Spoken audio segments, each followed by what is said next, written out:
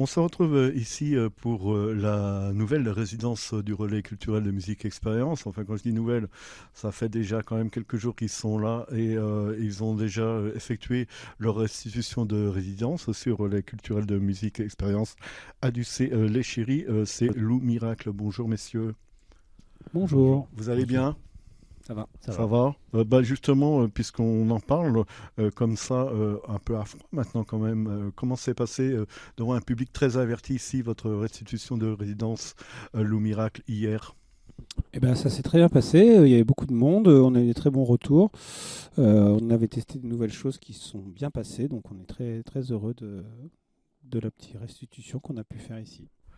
Alors, je vais vous laisser vous présenter. Justement, celui qui vient de parler, c'est Ludovic Bunel. Ouais, bonjour. Et quel instrument, Ludovic? Alors, moi, dans l'Oumirac, je joue de la basse et du clavier et du chant. Voilà. D'accord, basse, clavier, chant. On a aussi quelqu'un dont on parle beaucoup régulièrement sur Radio Tout le monde, on entend parler, c'est Vincent Servoisier. Bonjour Vincent. Bonjour Stéphane. Comment ça va? Très heureux enfin de faire ta connaissance depuis tout ce temps Eh que ben, l'on de parle de même. l'Abbey Road. L'Abbey Studio plutôt. L'Abbey Road Studio qui a permis à beaucoup de musiciens et de groupes locaux voilà, de sortir des albums. Grâce à ces studios, mais on aura l'occasion d'y revenir de toute manière. Comment ça va? Ça va? Eh ben, très bien. Impeccable. Alors, pareil, même chose, quel est ton rôle au sein de Le Miracle? Eh bien, je chante, je joue de la guitare, je fais des claviers, machine, voilà. D'accord. Et puis nous avons aussi à nos côtés Paul Douvier. Voilà, j'ai réussi à me relire cette fois-ci. Ça va, C'est Paul? très bien, c'est parfait. Ça va? Très bien, ça va très bien. Quels instruments également? Moi, je suis à la batterie et puis je fais aussi quelques chœurs au micro et puis je joue aussi quelques sons électro sur un pad. D'ailleurs, sur la vidéo, et je remercie tout de suite avant d'oublier Tessa pour la vidéo, on peut déjà apercevoir quelques-uns des instruments ici. Lou Miracle, c'est né comment? C'est pendant, j'ai cru voir, une période que tout le monde a connue, qui fut, dont on parle souvent maintenant, qui fut difficile et qu'on espère est derrière nous. Voilà. Donc c'est né un peu de l'ennui en fait, hein. Ouais. Disons que j'avais accès à un studio d'enregistrement, mais il n'y avait plus de musiciens que je pouvais enregistrer dans ce studio. À l'Abbey Studio donc. Voilà, à la Béraud Studio, dans lequel j'étais confiné juste à côté en fait. Donc, Voilà. et donc je me suis mis moi à faire de la musique pour passer le temps, Ouais. voir où ça me mènerait. Ouais. Et bien ça m'a mené jusqu'ici, c'est déjà pas mal, hein. Mais plus concrètement, donc, voilà, comment s'est fait le lien avec les deux musiciens présents ici. Mais d'ailleurs, j'en profite tout de suite pour dire que vous n'êtes pas les seuls hein, sur l'album. Il y a du monde d'invités. On y reviendra, dont un certain Miguel, qu'on connaît bien aussi ici, voilà, qui est partout, celui-là, de toute façon. Je me demande comment il se retrouve avec son frère, d'ailleurs. Je sais pas. Ils doivent confondre quand même des fois les dates. Je me posais la question en préparant cet entretien. Ils doivent confondre les groupes. Je sais pas si on a joué avec Miguel hier en fait. C'était son frère en fait, frère jumeau. On confond toujours. Alors pardon, je t'ai coupé du coup. Donc en fait, ce qui s'est passé pendant ces confinements successifs, c'est que moi j'ai commencé à travailler sur de la musique. Et puis j'ai eu envie après, dans les périodes où on pouvait reprendre un peu d'activité normale, j'ai appelé des copains pour voir ce que ça pouvait donner s'ils avaient envie de poser leur voix. Et donc il y a eu Miguel Romero, effectivement, il joue dans la Galera Social Club notamment. Ouais, entre autres, oui. Voilà. Et François Barillet, qui est un vieux copain à moi aussi, qui jouait dans le groupe Porcelaine, qui est un groupe Ah oui, voilà, bien sûr. qui était bien connu dans la région. Ouais. Et puis j'ai aussi voulu essayer une voix féminine, chercher une voix féminine, mais là on était vraiment confinés. Il y avait ma fille qui était là, et donc j'ai fait chanter ma fille aussi sur le disque, sur 2 morceaux. Qui avait 23 ans à l'époque. D'accord. 22. Oui, enfin, la vingtaine. Et donc, ça a été l'occasion de partager un bon moment. Et donc, cet album, finalement, c'est terminé. Enfin, j'ai terminé les enregistrements courant 2021, je pense. Et tout de suite, il m'est venu l'idée de développer une version de concert live.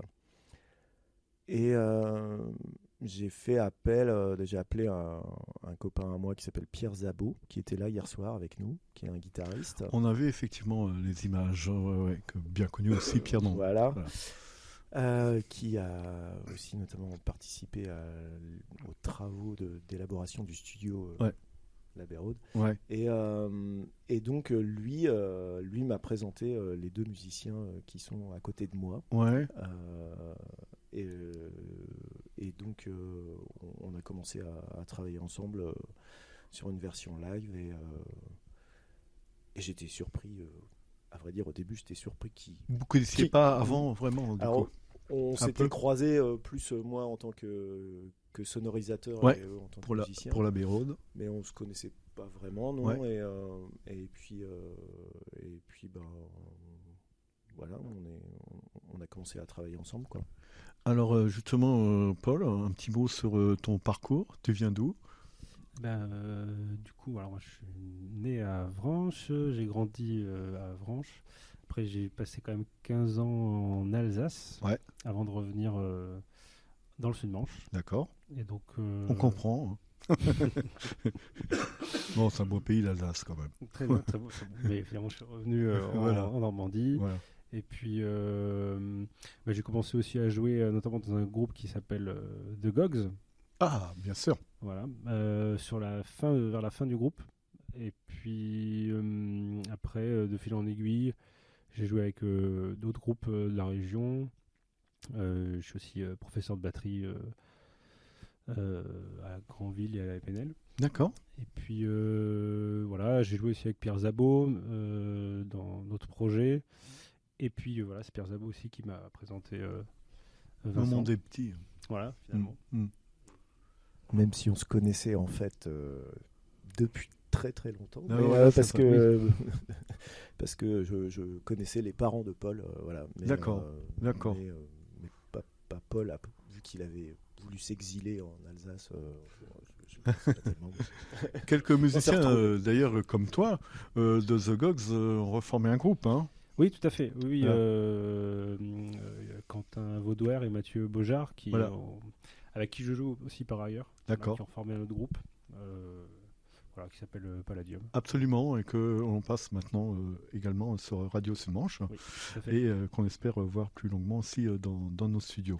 C'est attendu, en tout cas. Avec plaisir. Heureux de faire ta connaissance. The Gogs, je me souviens, si mes souvenirs sont bons, vous aviez réalisé un clip étonnant à la mairie d'Avranches pour le 1er avril, où vous faisiez croire que vous aviez tout cassé à la mairie d'Avranches. C'était assez...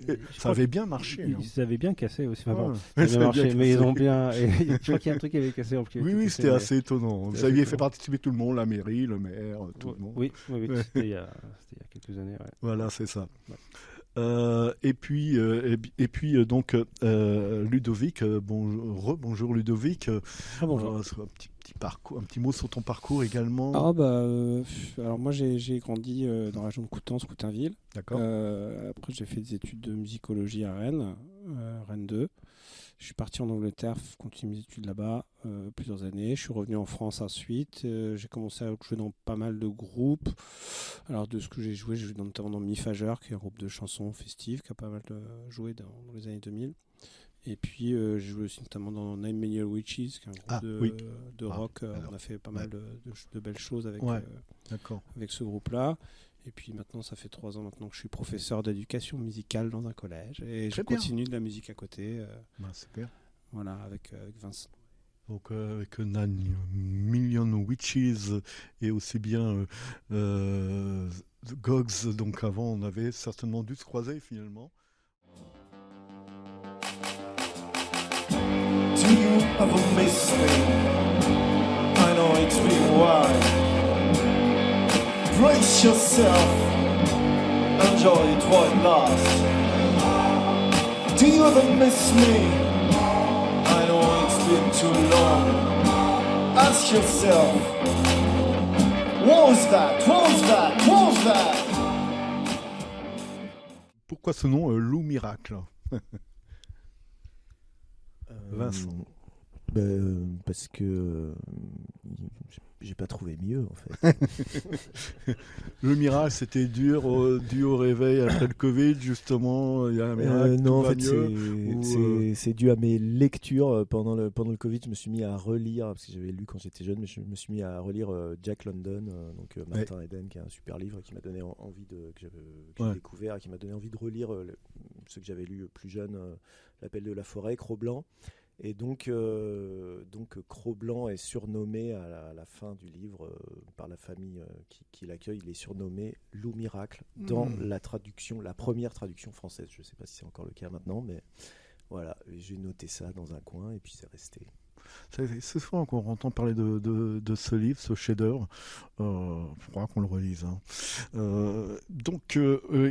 Pour Lou Miracle, il est indiqué sur le site Rock Électro Organique. Est-ce que vous pouvez donner une définition un peu plus précise, même si nous on a regardé les clips, les vidéos, enfin on vous écoute déjà depuis quelques jours, on voit un petit peu et ça nous plaît énormément. Donc est-ce que vous pouvez nous en donner une définition un peu plus précise de ce que vous proposez? Il y a un musicologue à côté. Pas la prétention d'être musicologue. L'expression organique, c'est parce qu'on voulait quand même un projet où il y avait à la fois le côté avec des machines, avec des samples, avec un côté quand même électronique, mais que la musique soit quand même jouée.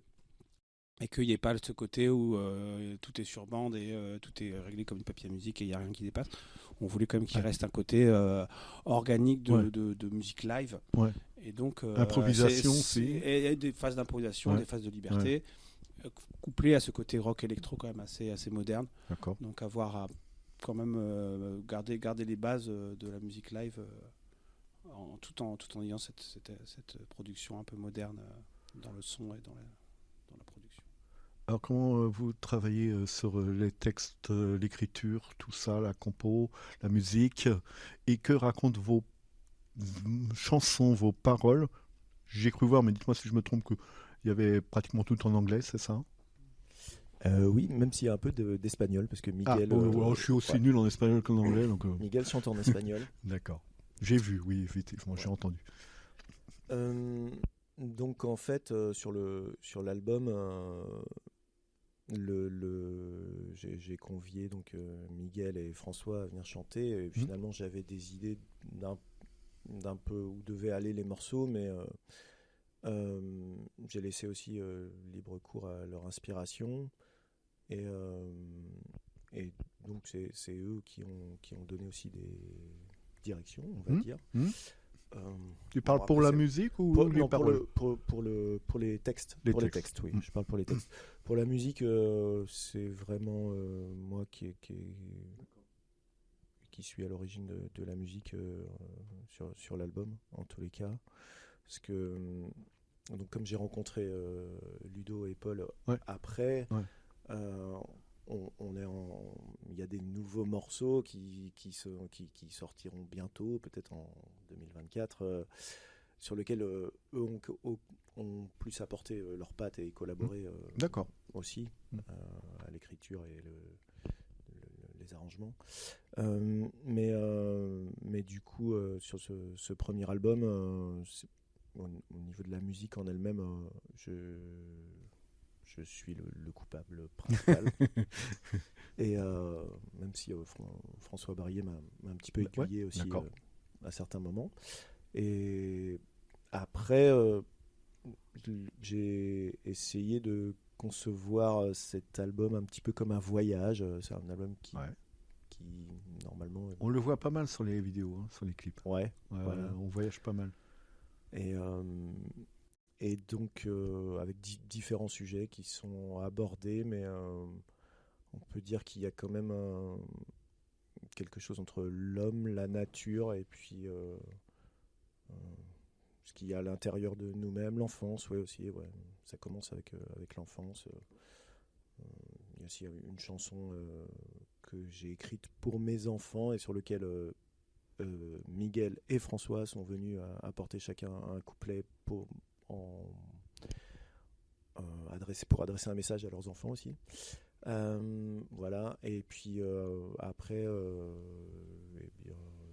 on sent bien sur les vidéos que ça s'est passé entre amis, en famille aussi. Hein. Ouais, on voit bien. Et donc, ça se finit sur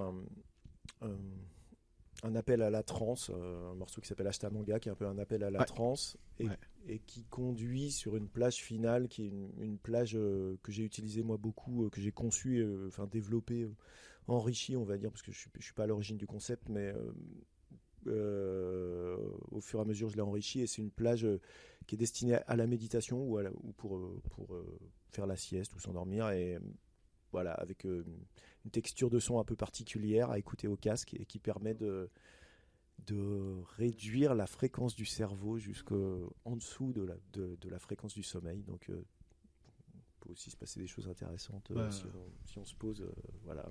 Je tenterai l'expérience, même si moi je n'ai pas vraiment besoin de musique pour m'endormir. À ce niveau-là, il n'y a pas de problème. Une plage, et puis sur la plage aussi, sur les plages, des plages qu'on connaît, qu'on voit sur les vidéos, sur lesquelles on se rend régulièrement dans notre magnifique région. Un petit mot justement sur la vidéo, avant de parler quand même rapidement de votre travail que vous avez réalisé ici. Tout le monde a participé aux vidéos. Et notamment la réalisation. Alors, c'est vrai que j'aime bien le fait de réunir des énergies différentes, et de faire appel à des gens. Et donc ça s'est passé un peu comme ça aussi pour les vidéos. Ouais. À savoir que c'est différentes personnes qui ont réalisé les différentes vidéos, et je leur ai plutôt laissé carte blanche en fait à chacun. Voilà, la dernière vidéo donc, qui vient de paraître, Edenville Dream Sequence 2, qui est finalement une nouvelle version du Edenville qui est sur le disque. C'est une réinterprétation par Miguel Romero avec le saxophoniste Pierre Lecoeur qui est sur Saint-Père-sur-Mer, que j'ai rencontré grâce au groupe aussi. Enfin, en tous les cas, on a collaboré. Parce qu'il aimait bien la musique, il a manifesté un intérêt, donc voilà, il est venu jouer aussi sur cet enregistrement. Et c'est un ami à moi qui s'est proposé de faire la vidéo, et à qui j'ai donné un peu carte blanche, voilà. Et donc pour l'instant, en tous les cas, j'aime bien comment dire, que les collaborations soient assez spontanées, et que chacun puisse amener quelque chose, et voilà, pour l'instant les vidéos c'est vraiment des histoires de collaboration, quoi.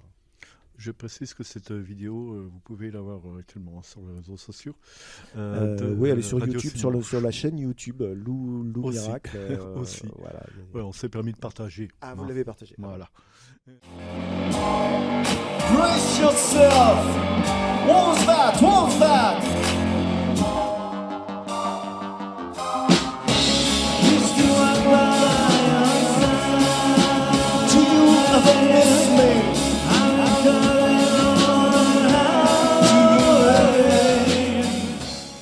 Alors, quelles a été les premières choses que vous avez réalisées ici avec Sophie Meyer pour la mise en scène, avec Jérôme pour la technique, mais pas seulement, on le répète à chaque fois.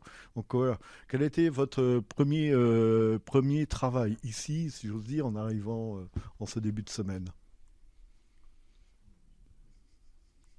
On a travaillé un peu la cohérence du spectacle, et puis voir un petit peu aussi, alors ce qu'on a vu travailler avec Sophie, c'est un peu justement ce qui se dégageait un petit peu du set qu'on fait, et ce qui a confirmé un peu l'impression qu'on ne devait pas se mettre trop en avant, nous en tant que personne, et en tant que parole, on ne devait pas beaucoup parler, et qu'on a plutôt vraiment travaillé sur l'ambiance de vraiment emporter les spectateurs dans un univers.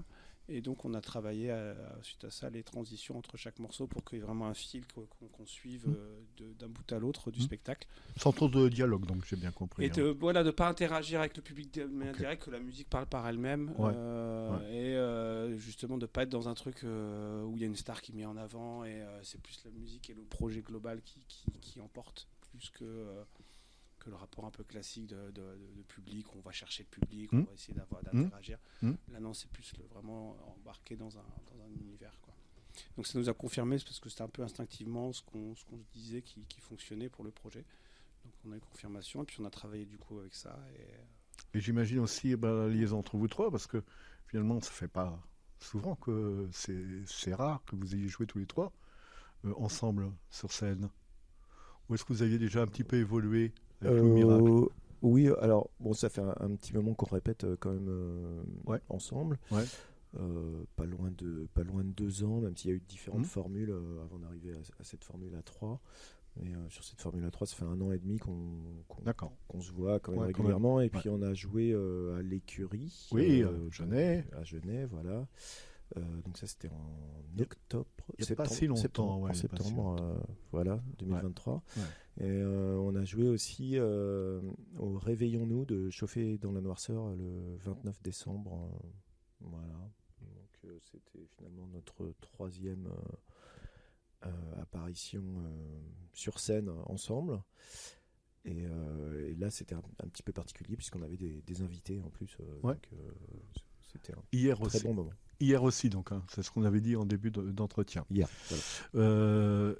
Bon, la suite pour vous, après, le relais culturel, c'est quoi? Est-ce que toujours une promotion de l'album? Toujours la promotion de l'album? Rappelons d'ailleurs le nom de l'album. C'est Edenville. Edenville. Ouais. Et donc voilà, promotion. Est-ce que vous allez continuer un petit peu à travailler entre vous, évidemment, pour assurer la scène, tout ça? Oui, forcément on va continuer à travailler pour ancrer aussi ce que Ludovic évoquait, le travail qu'on a fait avec Sophie, Jérôme et Rivo. Et puis après on a des dates de prévues. Donc le 23 mars on sera à Briouze en première partie de La Poison. D'accord. Et le 11 avril on sera au Cargo, si tout va bien. Ah, génial. Bah ouais. Voilà, bah ouais. avec le TFT label. Super. Et il y aura d'ici là, le titre qui vient de sortir fait partie d'un EP. La version de Miguel fait partie d'un EP de remix, de reversion de Edenville qui va sortir d'ici 3 semaines, je dirais. D'accord. D'ici 3 semaines, qui s'appelle Eden City. Voilà. Oh, super. Merci beaucoup. Merci. Est-ce qu'il y aura d'autres dates cet été, par exemple? Est-ce qu'on peut espérer vous voir sur quelques festivals, des choses comme ça? Parce que je pense que ça serait très sympa. Je pense que pour cette année, sur les festivals, c'est compliqué parce que les programmations sont bouclées en avance. Et puis nous, on est un projet émergent, donc voilà, c'était un peu compliqué pour nous d'être présents sur le festival cette année. Maintenant, on sera aussi a priori le 5 juillet à Orval avec une association qui s'appelle Le Vestiaire, je crois. Ouais. D'accord. Comment peut-on se procurer votre album? Bon, déjà, pour vous écouter, vous voir les vidéos, tout ça, il faut aller sur le Miracle, déjà. Voilà, donc sur YouTube, il y a 4 clips qui sont sortis, enfin 4 vidéos, et le disque, on peut l'écouter sur toutes les plateformes. D'accord. Sur toutes les plateformes, et sur Bandcamp, on peut se procurer le disque en physique. Voilà, le disque est ici. D'accord, super, merci beaucoup. Edenville, donc avec cette belle pochette, vraiment. C'est là qu'on dit que ça s'est fait en famille, tout ça, entre amis et en famille. Edenville, donc pour Lou Miracle, et donc on attend la suite avec impatience. Et puis nous, grâce à vous, on va pouvoir écouter régulièrement maintenant deux titres de l'album en rotation régulière. Quel mauvais nom, il faudrait que j'en trouve un autre. Sur Radio Sud-Manche. Merci beaucoup à vous trois. Merci. Merci, à bientôt.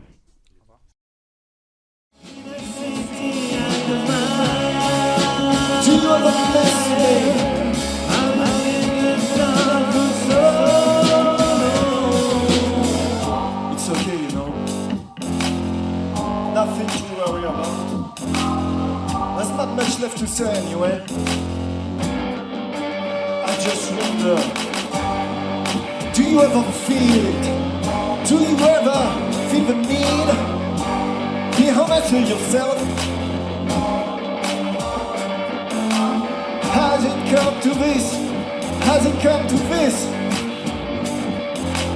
Think about it. What's that? What's that? I used to work by your side. I've been driving on the highway. In the city I love mine. Do you ever feel I've been in the dark for so long? Do you ever?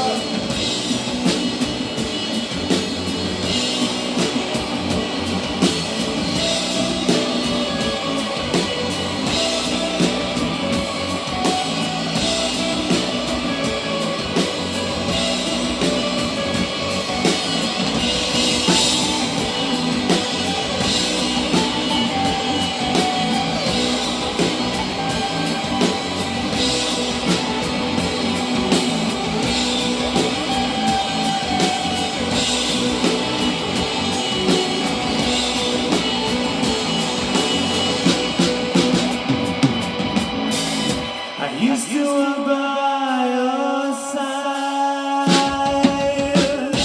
I was driving on the highway. In the city I was blind. Do you ever feel it?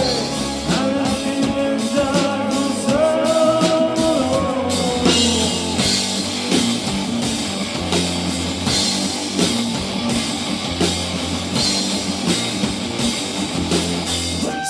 This